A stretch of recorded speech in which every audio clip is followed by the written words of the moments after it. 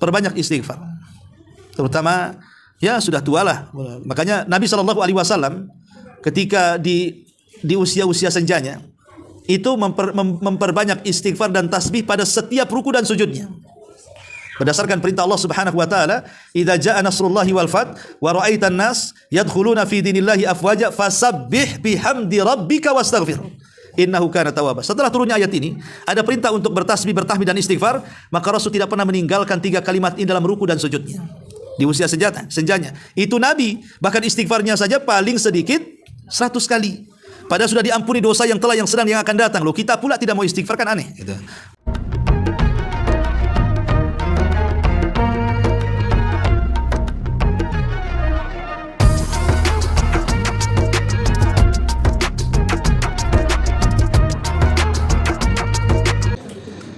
Bismillahirrahmanirrahim. Assalamualaikum warahmatullahi wabarakatuh.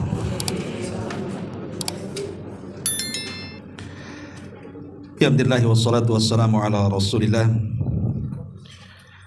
wa ala alihi wa sahbihi wa mawalah wa la hawla wa la quwata illa billahi wa ba'du.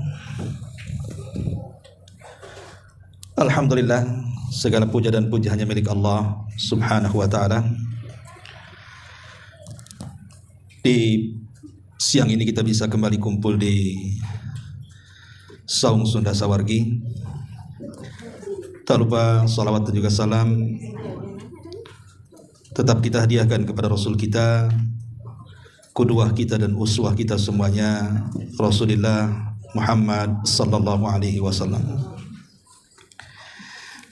Pembahasan di siang hari ini kita akan membahas tentang 15 perkara yang bisa kita siapkan untuk bekal sebelum ajal kita.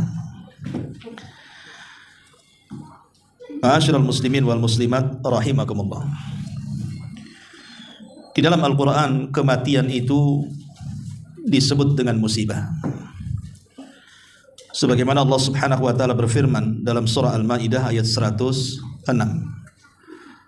Allah mengatakan, fa asabatkum musibatul mauti. Maka musibah kematian itu akan menimpa kalian. Dari sini kita tahu bahwa kematian itu sebuah musibah. Ya, karena kematian itu bisa menghancurkan jiwa, membuat ketakutan manusia.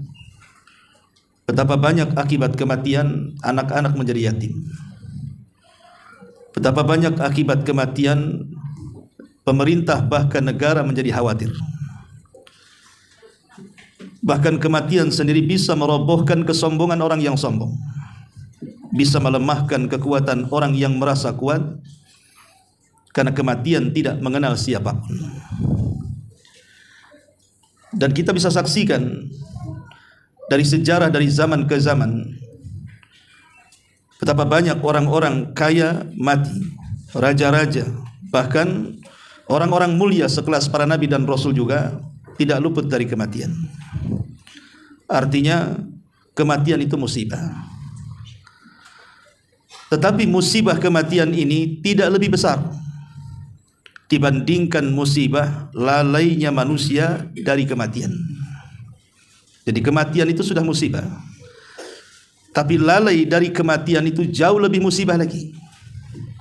Karena kalau hanya sekedar mati saja, selesai, terkadang bisa menyelesaikan kepenatan hidup. Tetapi masalahnya karena setelah kematian itu ada pertanggungjawaban. Berarti kematian itu bukan akhir daripada perjalanan. Makanya ada istilah, walau anna idza mitna turikna lakana al-mautu rahatan lana. Jika saja setelah kematian itu kita dibiarkan begitu saja, maka sungguh kematian itu adalah tempat peristirahatan bagi kita. Walakinna idza mitna bu'itsna wa nus'al ba'daha an kulli syai'in. Tetapi masalahnya setelah kematian itu ada kebangkitan. Dan Allah Subhanahu wa taala akan mempertanyakan kepada kita segala sesuatu sebagai bentuk pertanggungjawaban kita di hadapan Allah Subhanahu wa taala. Itu masalahnya. Maka lalai dari kematian itu lebih musibah daripada kematian itu sendiri. Karena lalai dari musibah kematian itu mengakibatkan musibah lebih besar setelah kematian. Ma'asyiral muslimin yang dimuliakan Allah Subhanahu wa taala, makanya seorang ulama salaf, Abu Ali Ad-Daqqaq rahimahullahu taala, sampai mengatakan, "Man aktsara min dzikril mauti ukrima bi thalathin." Barang siapa yang memperbanyak mengingat kematian, maka dimuliakan dengan 3 perkara. Barang siapa yang banyak mengingat kematian, artinya tidak lalai dari kematian, maka dia akan dimuliakan dengan 3 perkara. Pertama, bi ta'jilit taubati, dia akan bersegera bertobat. Yang kedua, wa nasyatin fil ibadati, dia akan sungguh-sungguh di dalam beribadah kepada Allah.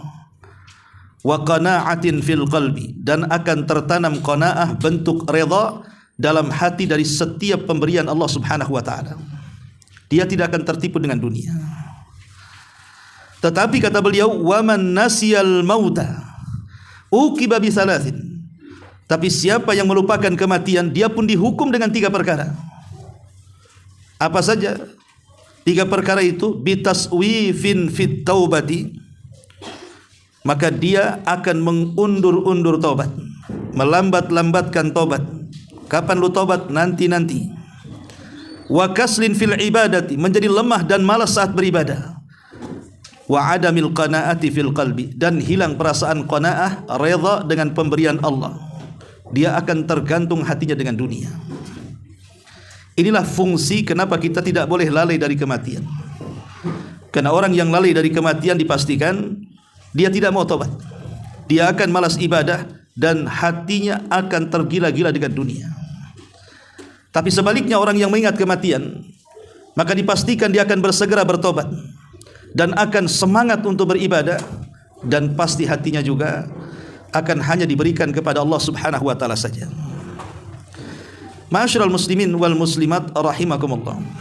Kematian manusia itu umumnya ada 2 kelompok. Umumnya orang yang mati itu ada 2 kelompok. Kelompok yang pertama, saat kematian atau saat ajal menjemput dia, dia sangat merindukan ingin berjumpa dengan Allah Subhanahu wa taala. Dan kalau ini keberadaannya, maka Allah pun akan rindu berjumpa dengan orang yang seperti ini. Tapi ada kelompok yang lainnya, kelompok yang saat ajalnya datang, dia benci berjumpa dengan Allah, tidak suka berjumpa dengan Allah. Maka orang yang seperti ini dipastikan Allah pun murka dan tidak suka berjumpa dengan dia. Itulah yang dikatakan Nabi SAW dalam hadis Aisyah Ummul Mukminin radhiyallahu anha. Kata Nabi SAW, "Man ahabba liqa Allah, ahabba Allahu liqa'ah. Wa man kariha liqa Allah, kariha Allahu liqa'ah." Kata Nabi SAW, barang siapa yang cinta berjumpa dengan Allah, Allah cinta berjumpa dengan dia. Tapi siapa yang benci berjumpa dengan Allah, maka Allah pun benci berjumpa dengan dia. Kemudian Aisyah radhiyallahu anha bertanya kepada Nabi SAW, "Rasul, bukankah kita semua benci dengan kematian? Kenapa ada orang-orang yang mereka malah senang berjumpa dengan kematian karena ingin senang berjumpa dengan Allah? Bukankah kita semua membenci kematian? Apakah ada orang yang seperti itu?" Maka Nabi SAW mengatakan, "Ya Aisyah, dengarkan, laisa dzaka, bukan seperti itu maksudnya. Walakin, akan tetapi, kata Rasul, huwal abdus salih. Inda sakaratil mauti ta'tihi malaikatur rahman, tubashiruhu biruhin wa raihan wa rabbin radin ghairi ghadban. Fayafrahu biliqa'illahi fayafrahu Allahu biliqa'i." Bukan begitu pemahamannya, wahai Aisyah, kata Nabi.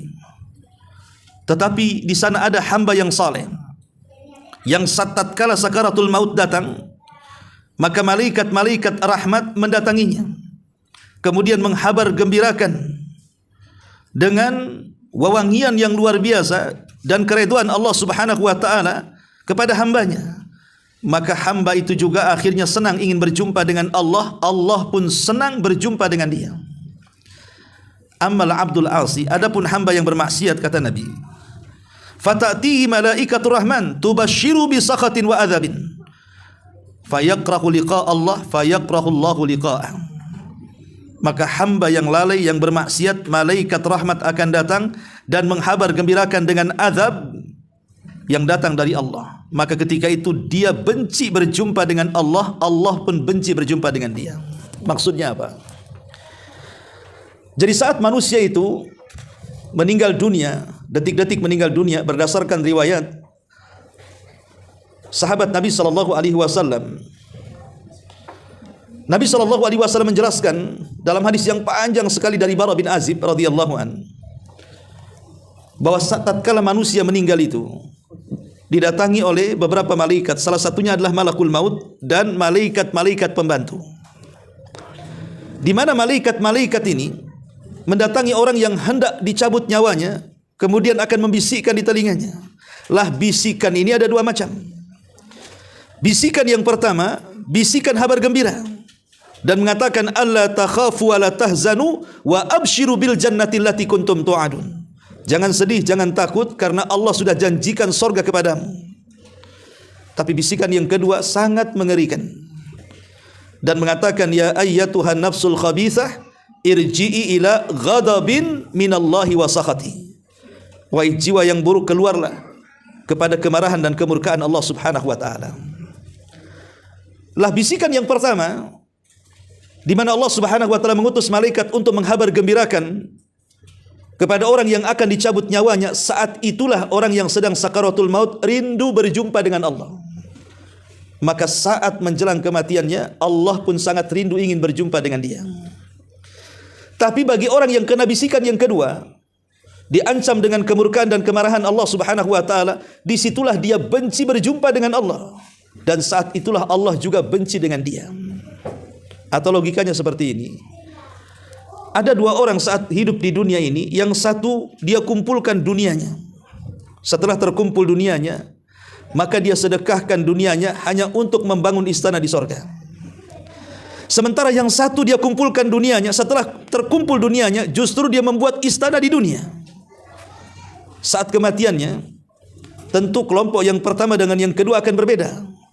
Orang yang menghabiskan kekayaannya untuk membuat istana di sorga, saat kematiannya, maka dia sangat ingin berjumpa dengan Allah. Kenapa? Karena dia sudah menginvestasikan kekayaannya di sorga. Dia ingin kembali kepada keuntungannya. Tapi orang yang kedua, yang dunianya untuk membangun istana di dunia, maka dia benci untuk menjelang kematiannya. Kenapa? Karena dia akan meninggalkan kekayaannya. Dia akan meninggalkan rumahnya, istananya, uangnya, tanahnya, kekayaannya, bisnisnya, sehingga dia tidak mau mati. Disitulah dia benci berjumpa dengan Allah, dan Allah pun benci berjumpa dengan dia. Ma'asyiral muslimin yang dimuliakan Allah Subhanahu wa taala. Makanya sudah seharusnya seorang muslim itu harus punya persiapan diri untuk menghadapi kematiannya. Abu Darda radhiyallahu an, seorang sahabat Nabi sallallahu alaihi wasallam, mengatakan saat sedang ihtidhar sakaratul maut. Apa kata Abu Darda radhiyallahu an? Ala rajulun ya'malu limithli masra'i hadha, ala rajulun ya'malu limithli sa'ati hadha, ala rajulun ya'malu limithli yaumi hadha. Thumma baka. Kata Abu Darda radhiyallahu an, saat detik-detik wafatnya dia mengatakan, tidakkah seseorang beramal seperti amalanku detik-detik wafatku?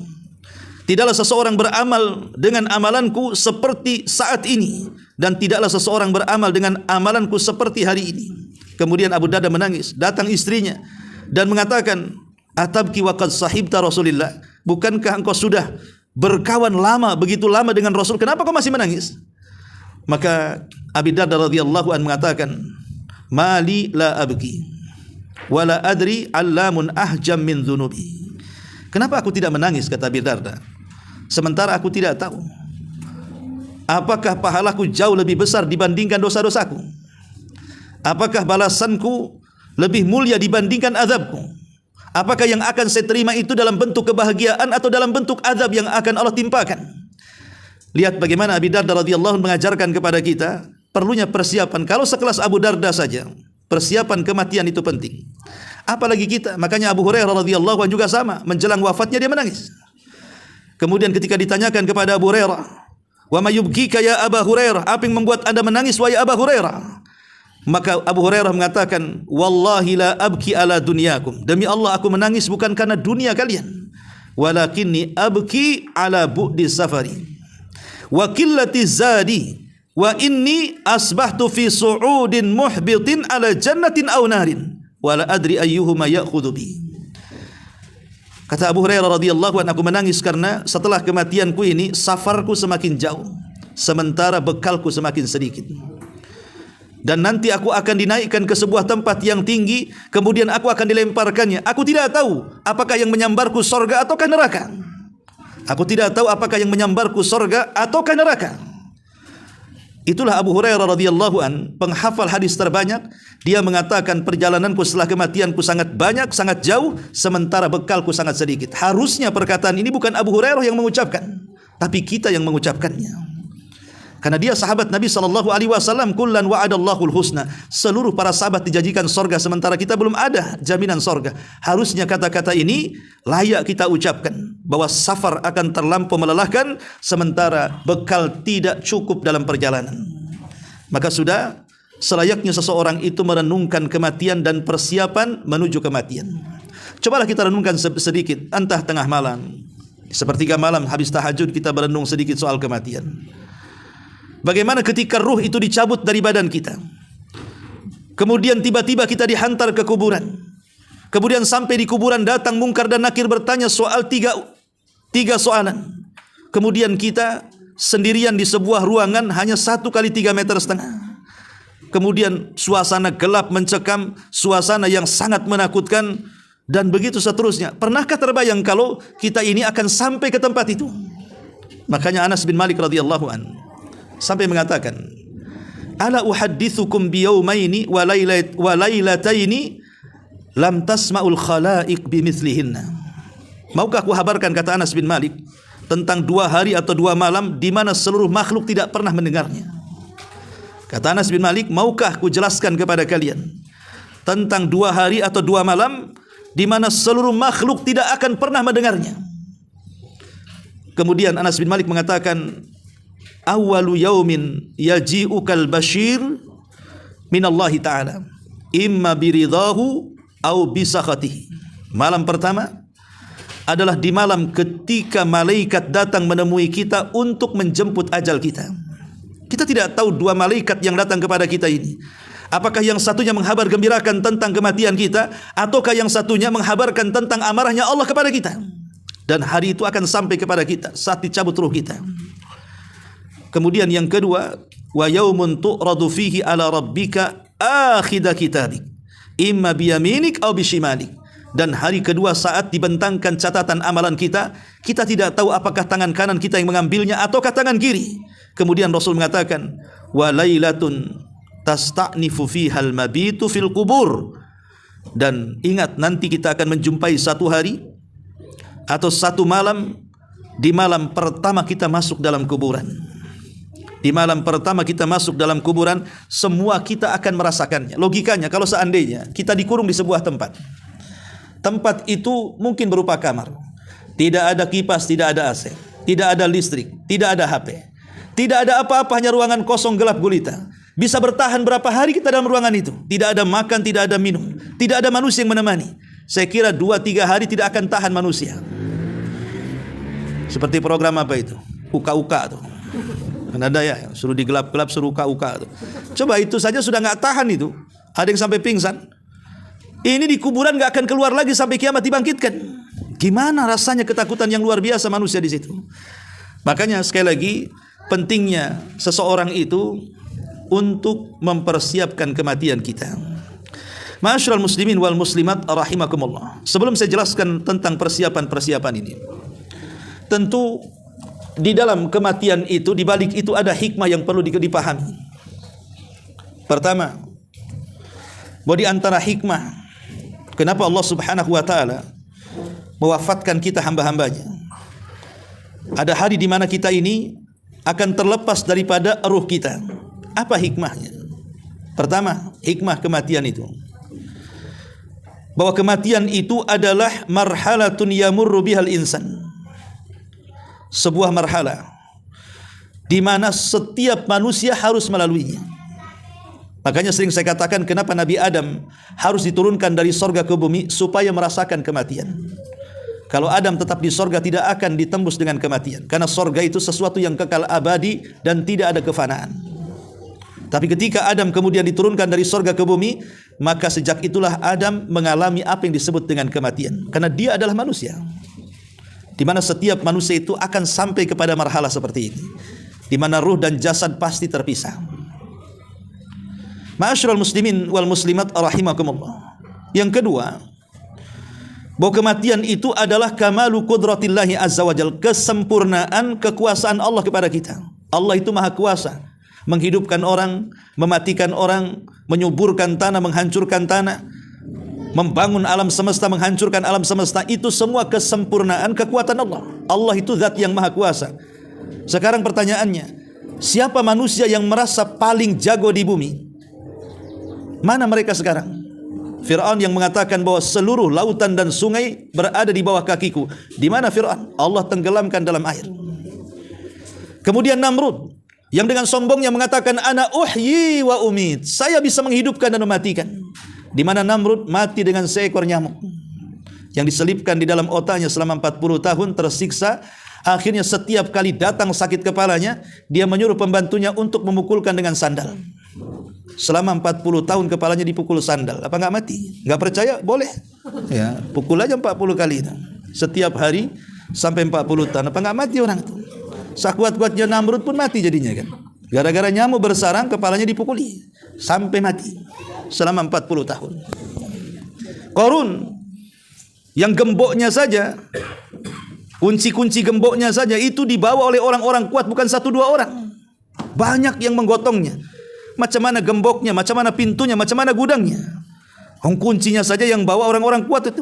Uli kuah, orang-orang yang punya kekuatan. Itu baru kuncinya. Mungkin kunci zaman dulu beda dengan kunci sekarang ya. Mungkin kunci dari zaman dulu mungkin besar-besar gitu ya. Ya gemboknya pasti besar itu. Pintunya lebih besar lagi, gudangnya lebih besar lagi. Artinya tidak ada orang yang paling kaya melebihi Qarun. Pertanyaannya, di mana Qarun? Tidak ada lagi Qarun. Allah sudah tenggelamkan ke dasar bumi. Dan itu menunjukkan kesempurnaan kekuasaan Allah Subhanahu wa taala, mampu menghidupkan dan mematikan. Kemudian yang ketiga, bahwa kematian dan kehidupan itu sebuah ujian yang datang dari Allah. Alladzi khalaqal mauta wal hayata liyabluwakum ayyukum ahsanu amala. Dialah yang menciptakan adanya kehidupan dan kematian untuk apa? Untuk menguji kalian siapa di antara kalian yang paling baik amalannya. Jadi kematian itu ujian. Bahkan fitnah dari Allah Subhanahu wa taala kepada kita. Lulus enggak dalam kehidupan kita dengan kematian atau tidak? Makanya kenapa setiap salat, setelah kita membaca salawat dalam tasyahud akhir, kita meminta kepada Allah dari 4 perlindungan. Salah satunya adalah dari keburukan saat hidup dan saat kematian. Wa a'udzubika min adzabi jahannam wa min adzabil qabri wa min fitnatil mahya wal mamat. Dan dari fitnah kehidupan dan kematian. Maksudnya para ulama mengatakan fitnah kematian di sini maksudnya fitnah menjelang ajal kematiannya, yang menentukan apakah dia mengakhiri hidupnya sul khotimah atau husnul khotimah. Karena iblis tidak akan membiarkan orang yang sedang sakaratul maut itu dia mati husnul khotimah, pasti menginginkan sul khotimah. Makanya di saat itulah, saat kritisnya manusia, saat menjelang kematian, iblis dan tentaranya jauh lebih banyak berkumpul di sekitarnya dibandingkan para malaikat. Karena jangan sampai kemudian hamba Allah ini mati dan dia tidak kufur. Itulah yang ditakutkan iblis. Maka ini semualah ujian bagi Allah. Kenapa Rasulullah SAW sampai berdoa setiap salat itu, ya muqallibal qulub tsabbit qalbi ala ta'atik. Wahai zat yang membolak-balikan hati, tetapkan hatiku di atas ketaatan kepadamu. Sampai kapan? Sampai mati. Istiqomah ya. Kemudian yang keempat, bahwa kematian itu fil mauti ni'amun azimatun la tata'atta lin-nasi illa bihi. Di dalam kematian itu ada nikmat yang sangat besar sekali yang dirasakan oleh manusia yang hidup. Jadi kalau ada orang mati, itu bagi orang yang hidup maka itu sebuah nikmat yang besar. Sebab kalau seandainya tidak ada orang mati sejak zaman Nabi Adam sampai hari ini, Batam ini mungkin gak kayak gini padatnya. Mungkin gak ada tempat mungkin kita. Mungkin ibu di pinggir-pinggir itulah, di pelataran-pelataran itu. Mungkin tinggal di solokan-solokan ya. Karena mungkin kota-kota sudah dihuni oleh umat sebelum kita. Mungkin kita pinggirkan ke hutan-hutan sana.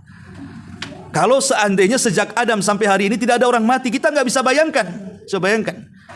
Mungkin Indonesia ini nggak cukup gitu ya untuk menampung orang sebanyak itu. Bahkan dunia juga tidak akan cukup untuk menampung. Makanya kenapa pada hari kiamat, saat kiamat dibangkitkan, bumi ini dirubah bentuknya.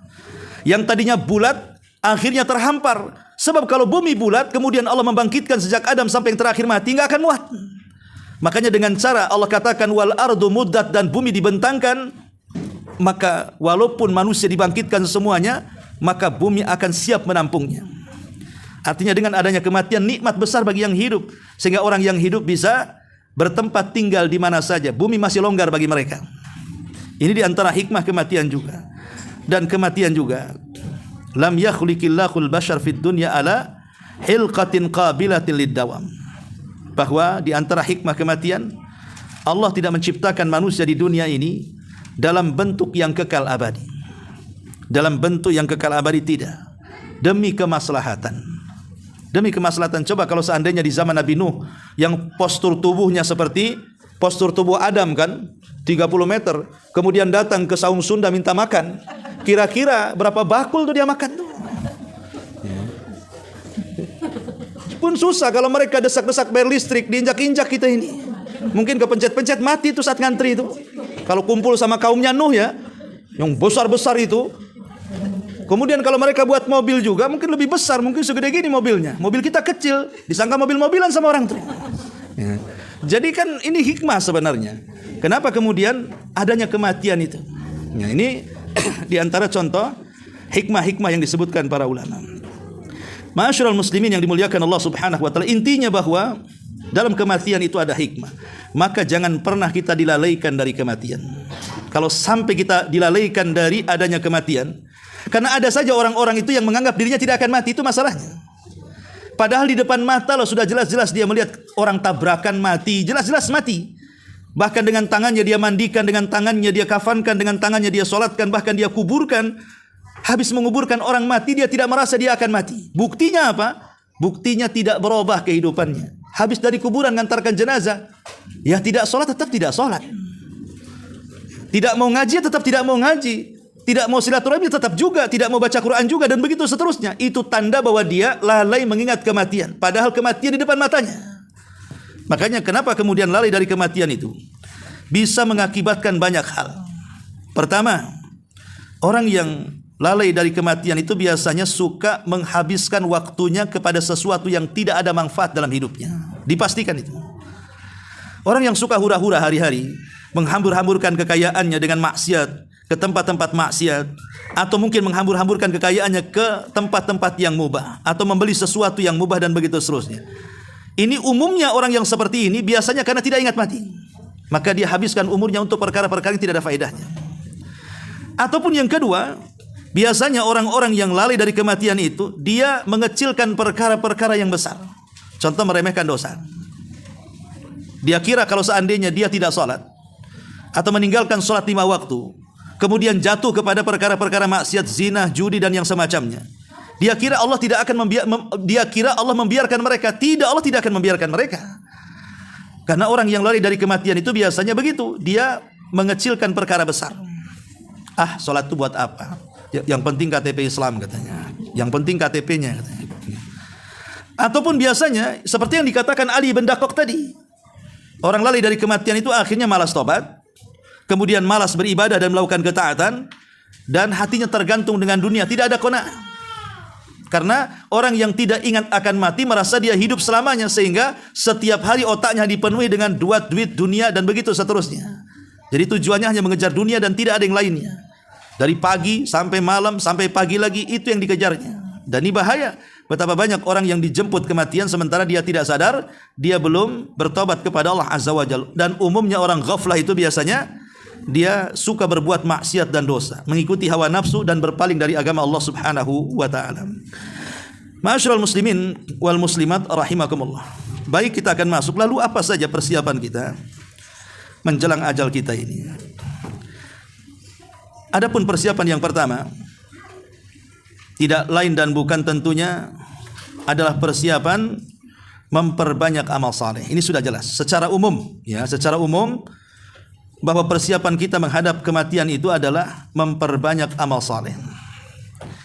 Tetapi amal saleh itu kan ada dua sifatnya. Amal saleh itu ada dua sifat. Maksudnya dua sifat itu. Ada amal saleh memiliki sifat umum. Setiap amal saleh, setiap amal yang baik, baik dalam bentuk ucapan, baik dalam bentuk perbuatan, baik yang tampak ataupun yang tidak tampak, baik yang lahir ataupun yang batin, itu memang sebuah kebaikan untuk mempersiapkan sebelum kematian kita. Tapi ada amal saleh yang lebih khusus, yang jelas-jelas Rasul mengatakan sangat bermanfaat setelah kematian kita. Bahkan disebutkan dalam satu redaksi hadis ada 7 amalan kan itu. Pertama, ta'limul ilmi, mengajarkan ilmu. Walaupun mungkin kita tidak mumpuni dalam hal ilmu agama, tapi ya tahulah, pamannya dia bisa baca Quran. Kita bisa mengajarkan Quran kepada orang yang belum bisa baca Quran. Atau mungkin kita tahulah tentang hukum-hukum seputar toharo, seputar ibadah, seputar salat. Kita bisa mengajarkan kepada orang-orang yang belum sampai hukum-hukum itu kepada mereka. Coba bayangkan, minimalnya walaupun tidak kepada orang lain, kepada keluarga lah. Contoh umpamanya orang tua mengajarkan anaknya baca Fatihah. Coba bayangkan, Fatihah yang dihafal anaknya dari orang tuanya itu pasti akan dibaca minimalnya sehari 17 kali itu dalam sholat tuh. Dan itu dibaca sepanjang hayat sampai dia mati. Berarti ibu yang mengajar Fatihah kepada anak itu dia akan mendapatkan bacaan Fatihah anaknya saat sholat 17 kali dalam sehari. Sementara bacaan Quran itu 1 huruf 10 pahala. Fatihah itu berapa huruf itu? Kalikan saja kali 10. Maka orang yang mengajarkannya pun akan mendapatkan hal yang sama dengan pembacanya. Karena Rasul mengatakan man dalla ala khairin kafa'ili. Orang yang menunjukkan kebaikan itu maka dia akan mendapatkan pahala orang yang mengikutinya. Ini yang pertama. Kemudian yang kedua, ijra'un nahari. Ijra'un nahar, menjalankan air kata Rasul. Pamannya ini di ladang-ladang lah biasanya kan. Di ladang-ladang mengalirkan air ke sawah-sawah orang, bersedekah dengan air ke ladang-ladang orang. Dan kita punya sumbernya umpamanya. Atau kita punya alat, beli mesin kemudian mengambil air dari sungai kemudian dialirkan ke sawah-sawah warga. Maka itu amalan yang luar biasa. Kenapa demikian? Karena menyangkut jiwa manusia. Itu menyangkut jiwa manusia kan. Kalau seandainya terjadi kekeringan, manusia kelaparan bisa mati. Tapi kemudian ketika sawah itu subur, ladang itu subur, menyelamatkan banyak jiwa manusia. Satu jiwa yang diselamatkan, seolah-olah kita menyelamatkan semua jiwa manusia. Sebagaimana satu jiwa kita bunuh, seolah-olah kita membunuh seluruh jiwa manusia yang ada di bumi. Nah, ini juga sangat penting sekali. Kemudian yang ketiga, hafrul abar, menggali sumur. Mana masjid yang belum ada sumurnya, biar saya danai buat sumur bor di sini. Bisa untuk tempat wudhu dan mandi bagi orang-orang yang ke masjid. Atau mana pesantren yang belum ada airnya, biar saya galikan sumurnya. Oh, enggak boleh pakai sumur, enggak apa-apa, bayarkan pakai ATB. Umpamanya datang ke masjid, bulan ini ATB-nya saya bayar, umpamanya. Coba ibu bayangkan, kalau ibu kasih bayar 1 ATB 1 bulan. Berarti selama sebulan itu kita lihat jemaah masjid itu berapa orang. Kalau seandainya 5 waktu itu, dari zuhur sampai zuhur lagi, mungkin ada sekitar 50 sampai 100 orang yang sholat di masjid itu dan mengambil wudhu dari air yang kita bayari wudhunya. Berarti kita sudah mendapatkan pahala orang 100 orang sholat tuh. Selama sebulan lagi, bayangkan. Banyak pahalanya itu. Datang aja, ini bulan ini saya bayar listriknya, saya bayar airnya. Luar biasa lagi pahalanya. Nggak sadar itu. Tapi jangan bayar listrik orang, bayar listrik sendiri, tak dibayar pula, nanti gelap. Ya, maksudnya dia berusaha untuk kelebihan hartanya bayar listrik umum supaya mendapatkan pahala. Apalagi pesantren.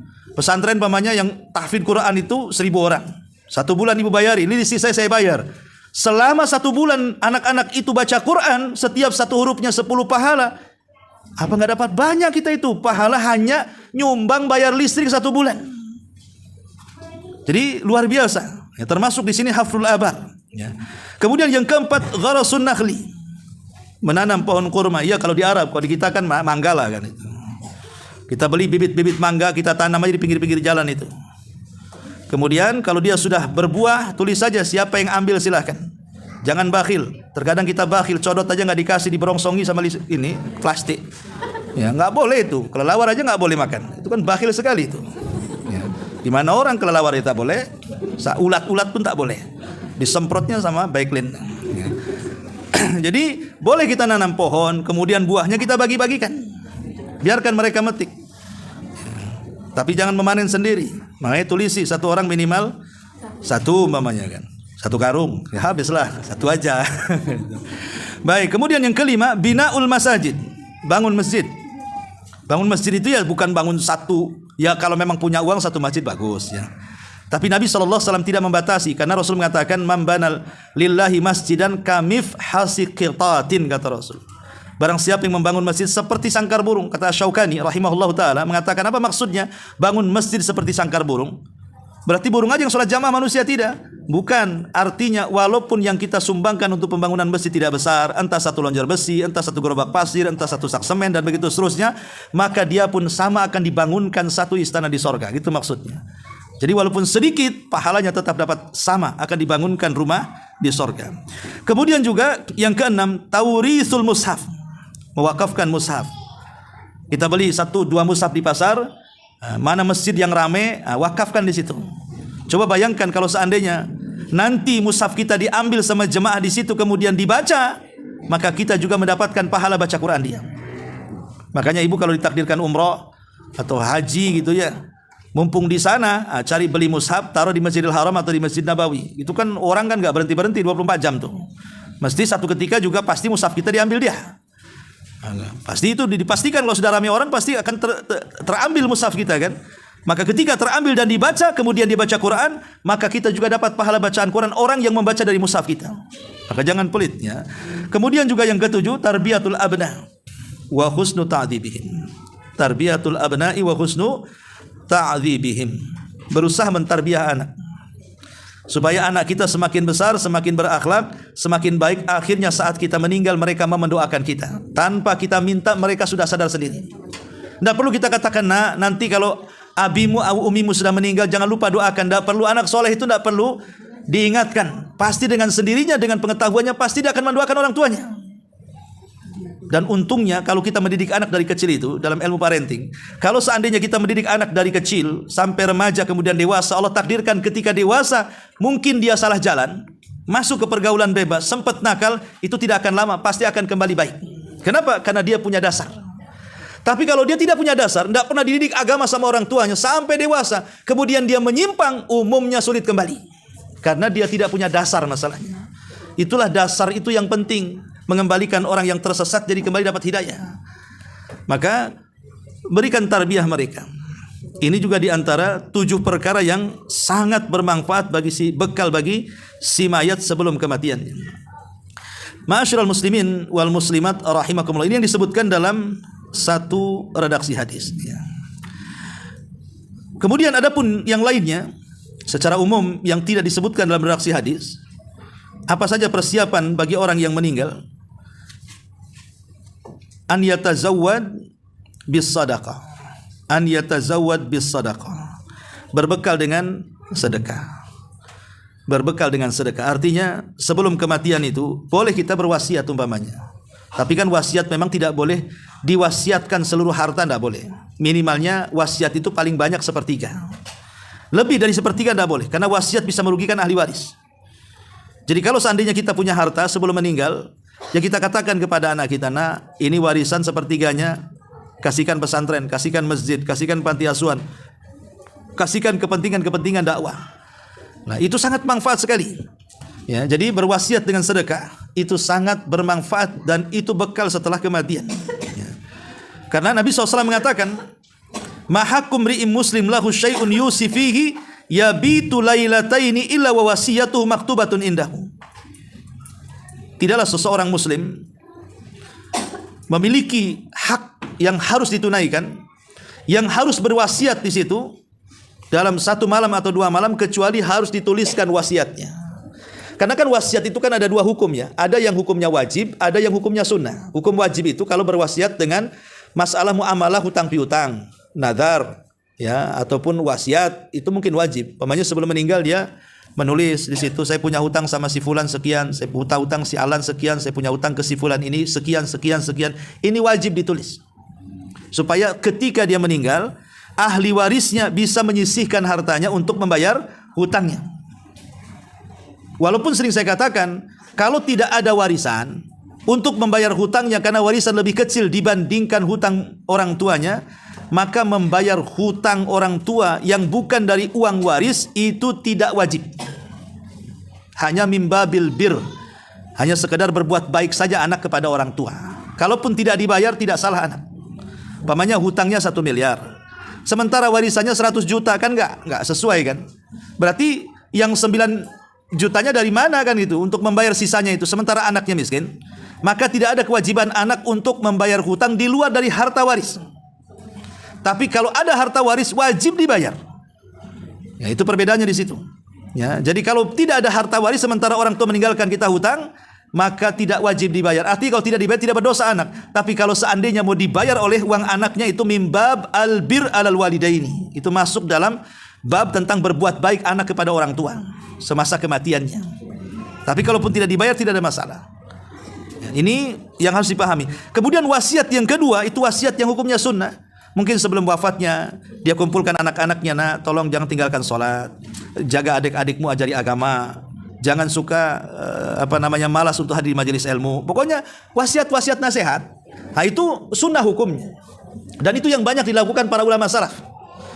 Ya, seperti umpamanya wasiat Umar bin Abdul Aziz kepada anak-anaknya. Dia khalifah, tapi dia tidak mewariskan kekayaan kepada anak-anaknya. Padahal anaknya banyak loh, 10 lebih. Umar bin Abdul Aziz itu. Tapi satu anaknya tidak diwariskan harta kekayaan ayahnya, padahal seorang khalifah. Hanya sedikit dirham yang ditinggalkan Umar bin Abdul Aziz itu. Tapi dia berwasiat kepada putra-putranya satu kalimat, jangan tinggalkan takwa. Jangan meninggalkan ketakwaan. Rupanya wasiat itu dipegang oleh anaknya. Setelah kematian Umar bin Abdul Aziz, semua anak-anaknya kaya raya. Bahkan setiap peperangan, anak-anaknya Umar bin Abdul Aziz lah sebagai pendana besarnya. Padahal tidak mendapatkan waris dari orang tuanya, hanya mendapatkan wasiat jangan pernah meninggalkan takwa. Ya, karena takwa itu justru wasiat membuka kekayaan. Bukankah Allah mengatakan wa man yattaqillaha yaj'al lahu makhraja wa yarzuqhu min haitsu la yahtasib. Dia akan diberikan rezeki dari arah yang tidak disangka-sangka. Ya. Karena sudah lelah, ya. Maka saya sampai di sini saja. Baik, sebelum saya tutup, kita buka tanya jawab saja. Silakan.